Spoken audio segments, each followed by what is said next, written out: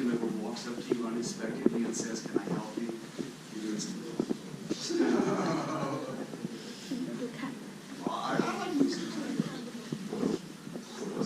I didn't see where you were. You're like right here. Took 6 years between this scene. There are some curators in this world who would say the state of California committed sacrilege.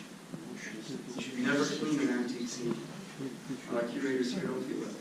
There's a difference in the world of curatorial, is what it comes down to. His mother was the founder of the PTA. His father and his mother, as a gift, built the University of California for the state of California. In 1899, the state government tried to rename the University of California Hearst University of California. His mother said, "We're going to have none of that." She said, "If you proceed without our wishes, then we will give you no more money." So that's why they were doing it, to get more money. So that would have been self-defeating, wouldn't it? The most recent museum built by the Hearst Corporation in Washington, D.C. is the Museum of the American Indian on the Capitol Mall. Nearest to the Capitol building, actually. Find the name Hearst, you have to look around for a little bit. They don't think that's important, in other words. Hearst Corporation today is the largest corporation held wholly in trust in the United States of America. The Hearst family, separate from the corporation, for Forbes magazine, is the 6th wealthiest family in the United States of America. Mr. Hearst's father was normally in the top 2 to 5. He was never any higher than number 37, and that was at $2 million a day in 1930. In 1919 dollars, the year he started building here, he was earning roughly $400 million a year gross. No, I don't know net, but gross income. $400 million a year in 1919 dollars now for Forbes would be roughly $100 billion a year.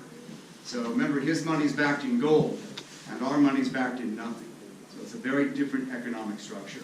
When the stock market was down a little bit this morning, when it collapsed in 1929, Hearst didn't lose anything. And when one of his younger executives, a man named Merrill Rukeyser, said to Mr. Hearst, "How much stock have you lost?" He said, "Mr. Rukeyser, you are too young to know." He said, "I keep my stock on the ranch, and I have lost none." Yeah, I mean, that's Rukeyser, trying to save face, comes back and says, "Well, Ford automobile might be a good buy." And Mr. Hearst said, "I can conceive of no situation in my life that I would have a business dealing with someone like Henry Ford." Oh, no.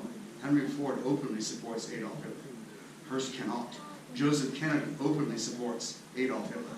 Hearst cannot. As David Ben Gurion said in 1948, no one person was more instrumental in the creation of Israel than William Randolph Hearst. He's not. Joe Kennedy was here, but Hearst was very nervous the entire time he was here. He actually wanted to meet his son, John Kennedy, and Hearst liked John Kennedy and Robert Kennedy and Joe Jr. a great deal. Joe Jr. was killed in World War II, and the two boys would go to their untimely deaths as well. He liked the son, especially Robert Kennedy. He said Robert Kennedy is very staunch anti-communist. We'll hear from him one day. Who's wrong? Don't you like those back in the 60s and the 50s? And do you remember, what was it, Jimmy Hoffa and Robert Kennedy blood feud?